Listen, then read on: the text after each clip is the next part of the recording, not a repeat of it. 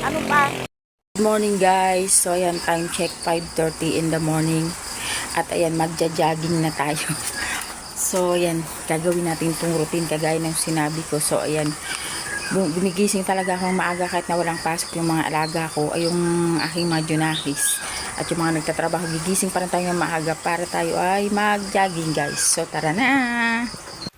So ayan na nga mga idol, at tayo nagsimula na nung ating pag-jogging. So nakikita nyo naman madilim pa talaga dahil yan ay 5:30 pa lang ng umaga. So ayan, naka time lapse yan guys para mapaiksi yung video kasi kung nga pahabain ko yan baka hindi nyo napanuurin. So yun yung aking ginagawa guys. As you can see, nagliliwanag na dyan. Pabalik-balik lang naman ako katulad ng mga sinasabi ko sa inyo na nga mga nakarang araw.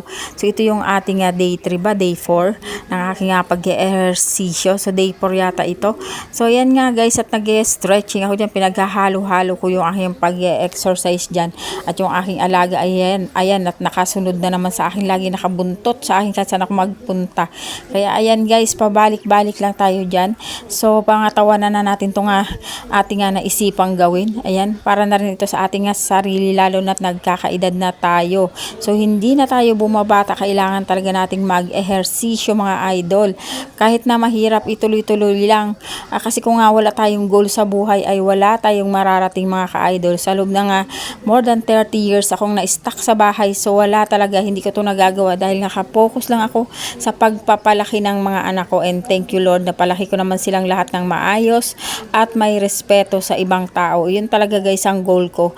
Di bali na nga malosyang ang lola nyo, ang importante ay makita ko nga lumaking maayos ang aking mga anak. Ayaw ko silang matulad sa ibang mga kabataan ngayon na naliligaw ng landas. So hindi ko pinagsisisihan na talagang hindi ko na focus yung aking sarili dahil nga nakita ko naman kung paano nga lumaki yung aking mga anak at nakapag-aral mga idol, kahit sa kabila ng hirap ng buhay, sa kabila ng lahat ng aming mga pinagdaanan. So nakapag-aral sila, kaya yun ang aking pinagpapasalamat sa Diyos dahil sa dami ng mga sa pagsubok na dumaan sa aking buhay, ako'y nanatiling matatag sa tulong ng aking mga anak at syempre higit sa lahat sa tulong ng ating mahal na Panginoon. Ayan, thank you so much Lord. Sa totoo lang guys, napakarami ko pinagdaanan, pero ayan lang, go lang. So guys, good morning sa inyo. Happy Wednesday everyone.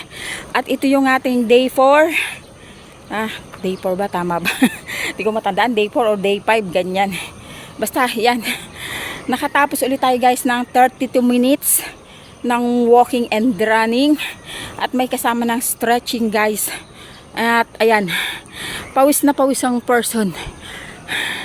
So ayan, thank you Lord for another beautiful morning, at salamat po dahil binigyan niyo ako ng lakas para ngayong umaga magawa ko yung aking goal, ang magpapawis. So naliligo tayo ng pawis. So pero okay lang yan guys, talagang sinadya ko ng gumising na maaga kahit na walang pasok yung mga estudyante ko. At yung aking nagtatrabaho wala pong pasok ngayon. So day off ngayon. At yung mga estudyante ko ay walang pasok din. So ayan, thank you Lord dahil nagawa ko yung goal ko. Pero yung isang estudyante ko meron yata mamayang tanghali may pasok. So yan, salamat po Lord. So ngayon naman tapos na tayo ng ating pag-exercise. Magbibihis lang ako and then sisimulan ko naman yung mga dapat kong gawin ngayong umaga. So may nakaplano akong gawin ngayong umaga. So ayan, samahan nyo ako. Busy na naman tayo guys. Kasi sa mga darating na linggo, mas lalong busy tayo dahil may dadaluhan na naman tayong mga pagtitipon. So yun guys, see you later. At ito nga pala guys ang aking almusal, isang perasong itlog dahil ako ay iinom ng gamot. So kailangan ko talaga kumain kahit na ganyan lang. Gawa na yung aming kalsada. So ayan, thank you so much Lord. So flat na yung ating tatakbuhan araw-araw. Tuyo na siguro yan bukas. Ayan ginagawa pa nila sa bandaroon. Hindi pa sila tapos. Pero bukas siguro ng umaga ay matutuyo na yan. So yan. Maganda na yung ating pagjajagingan. Flat na. So yan, thank you so much Lord.